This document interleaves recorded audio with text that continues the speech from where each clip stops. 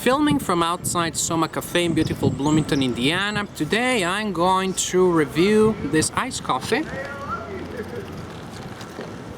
which is very good, and this coffee cake muffin that goes with it. It's just delicious. Totally delicious. Well, as we're all here together, let's also talk about the game. And let's talk about the Caucasus campaign. This is a game by Mark Simonich, came out a couple of years ago by GMT, and I'm a little surprised that this game did not receive much attention. Mark Simonich is a very well-respected designer in the world of wargaming. Anything by GMT I would expect to receive a certain degree of attention, but somehow this is a game that has not been talked about much. Maybe it is because of the theme, the Caucasus campaign on the Eastern Front in World War II, less appealing, less popular a theme than, say, D-Day or the Battle of the Bulge.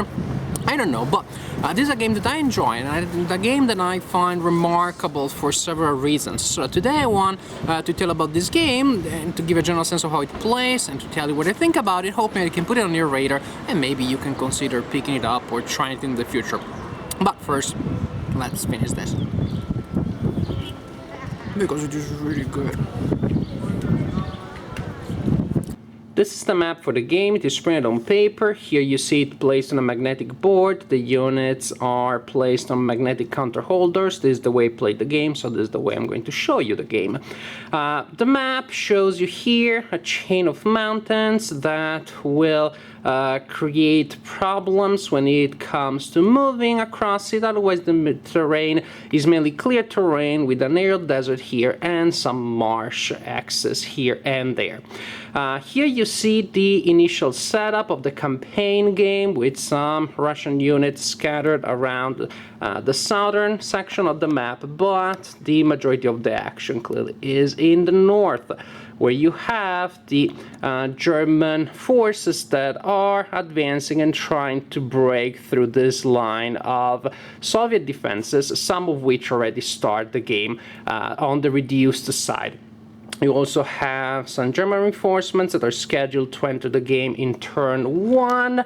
More reinforcements, those 10 units up there, scheduled to enter the game in turn 2. So quite a powerful initial attack, and of course there will be other reinforcements coming in later for both players. The German player is trying to grab land as fast as possible, in particular to take control of cities that have a red dot on them. Those cities are worth victory points, and the German player is trying to gain as many victory points as fast as possible for a reason that I will explain to you in a second. The game may last up to 14 turns. Here you have the turn track with other reinforcements, reminders about historical events that will affect the game. But starting from turn 6, you also have a minimum amount of victory points printed on top of each turn box. It is that small red number. That is the minimum amount of victory points that the German player must have by the end of that turn. And again, victory points are gained by gaining and retaining control of Soviet cities. That means that the German player must always have that minimum amount of points, because if he falls under that amount at the end of a turn, he loses the game immediately. You do not play until the end of turn 14. The game is over quickly in a Russian instant victory. On the other hand, if the German player at the end of a turn has 7 points more than the required amount, then it is the German player who wins the game immediately.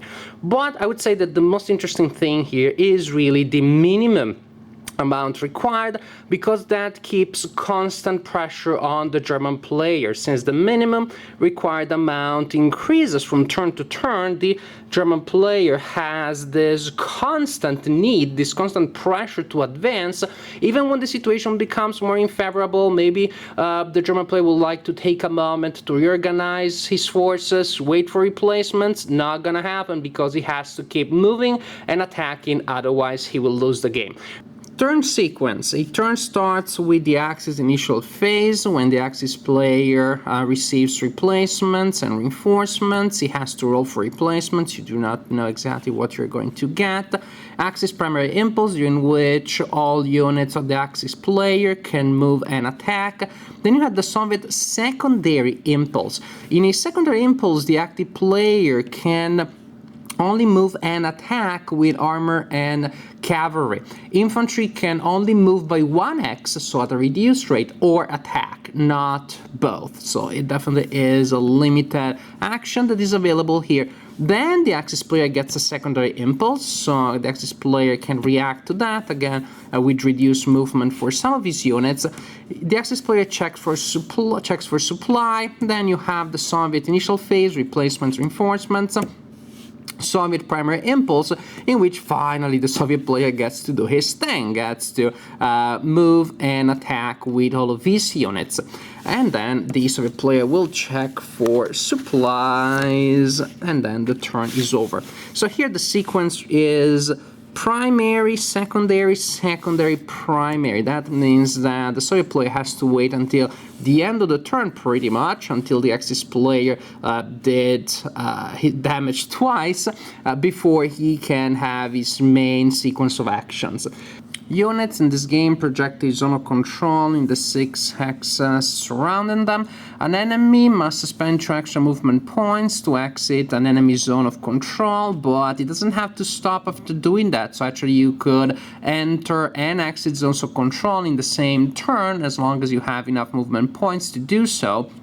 And movement in this game is pretty straightforward. Units move up to their movement allowance, which is the number printed at the bottom right corner of the counters, and movement is affected by terrain. So pretty standard procedure here. But then you have many rules that may apply to the primary secondary impulse, or the rules that apply to individual units that definitely increase the number of options and increase the level of historical flavor. For example, during the primary impulse, units that do not end their movement in an enemy zone of control can move by 2 extra movement points. They can even start from a zone of control, again, as long as they don't end there. Units moving only by road will get a bonus for doing so, but that bonus will be different from infantry as opposed to other types of units. Infantry moving only by road gets an extra hex of movement, whereas cavalry, armor, and the German bike regiment, which is this one, you have a reminder here of the special movement, well, these units here actually only spend 0.5 movement points per hex, so much better than the bonus that infantry receives. And then you have many other things. For example, you have the Azov Flotilla that only moves from port to port. You have the Russian armored trains that only move on railroad, and also you have railroad movement that is available only to the Russian player. So really many different things that may feel a little, I wouldn't say fiddly, but there is quite a number of them that you have to remember before you play the game proficiently. But actually I think that the counters do a very good job in visually reminding you of all that the units can do, and definitely once you grasp the possibilities that the units allow you, that of course becomes a bonus because they add to the experience of the game. Combat-like movement is based on a very simple, straightforward, and somewhat traditional system that then is enriched by a healthy number of situational modifiers. At the core, the system is very simple. You total the attack points of the stack or stacks of the attackers that are attacking an enemy hex. You total that, you find the ratio between that and the total of the defense points of the defender. The defense is the second number, of course. You find that ratio, you roll a die on the combat table, and you find the result, which may force the attacker to lose points, the defender to lose points, the defender to retreat, there may be an exchange. And as I said, you have many possible things that will modify the situation. For example, you have terrain, of course, that may affect defending and or attacking factors. You have armor modifiers, units units with their attack number in a yellow box can receive an armor shift, so the column on the attack table can be shifted by 1, for example from 1 to 1 to 2 to 1, if the defender doesn't have any units that have an armor factor and can annul the advantage of the attacker. Troop quality units can be elite if they have a red symbol, regular if they have a gray symbol for the Axis and brown symbol for the Soviets, and low quality troops if they have a light yellow symbol. Now, if the attacker has a unit, even just a unit, that has a higher quality than all of the units of the defender, then the attacker gains a column shift. If the defender has an elite unit and the attacker is attacking only with low quality units, then it is the defender that gains a column shift to his advantage. More, you have air support that can help the attacker to gain column shifts. Only the German player starts the game with these two units that can give column shifts, 2 column shifts, 1 column shift. These units is withdrawn from the game at the end of turn 3 and only returns in the game in turn 9. The Brandenburgers, a special Axis unit that can be used as a regular unit in combat just by adding its factors to the attack or the defense, or it can be removed from the game temporarily to grant a shift in the advantage of the Axis player, a shift on the combat table. Then you roll it or die to see when the unit will come back. NKVD units. These units count as elite when they're defending, but only as regular when they're attacking. So as you can see, there definitely are many different things that can modify the situation on the board, can modify your situation in the fight, and that is a very good thing because, again, you have a very simple core of rules, very straightforward general idea, but then you have many options that will allow you to play in different ways around that idea, to exploit that idea in a million of different situations. And I talked about situational modifiers, but there are more. Look at the turn track. You have withdrawals, as indicated by the turn track. Units may actually return later.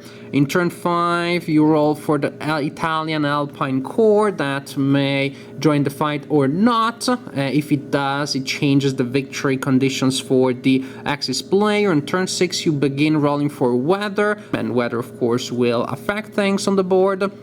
On turn 7, Hitler takes command. From that moment on, the German player receives more replacements as a beneficial effect from Hitler taking a more direct involvement in the campaign. If the Axis player has control of certain locations on the board, he can also raise special units, the Ost units. On turn 8, the unfinished railroad is completed. Now there is a section of railroad on the board that can be used for supply purposes. A lot of details, a lot of historical flavor, definitely, but I think not too much, not to the point that the game feels fragmented or that you lose the sense of the big picture because you also have to take into account specific events added to the game.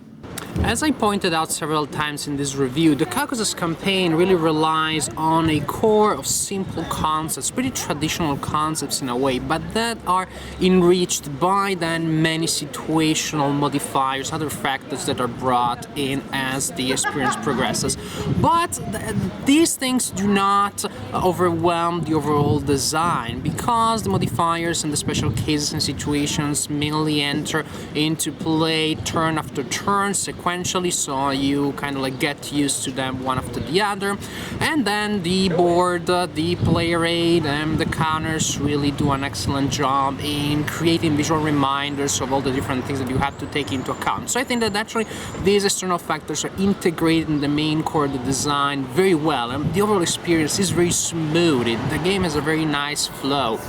There are plenty of challenges for the two sides that play very differently. I love the pressure that is put on the Axis side by the instant death condition that forces the Axis side to advance continuously, even when it may not seem to be the best thing to do. And the Soviet side has to figure out different ways, of course, to deal with the more powerful units and with all the shifts and advantages that the German player may receive. In terms of complexity, the game may feel more complex than, let's say, an introductory game, but overall, let's say, it's more or less a level of complexity of no retreat if you played that game recently.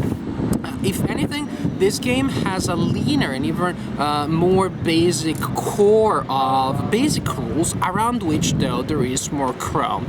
So even though overall the rulebook may seem more complicated, once you grasp the main concepts and you're willing then to add the chrome factor one after the other, it is really no problem to pick up the game, to play the game, and to see the experience develop turn after turn. It is a very good historical based game, very good experience, tight, solid, smooth, one that I really enjoyed and one that I recommend, and I hope you give it a try in the future.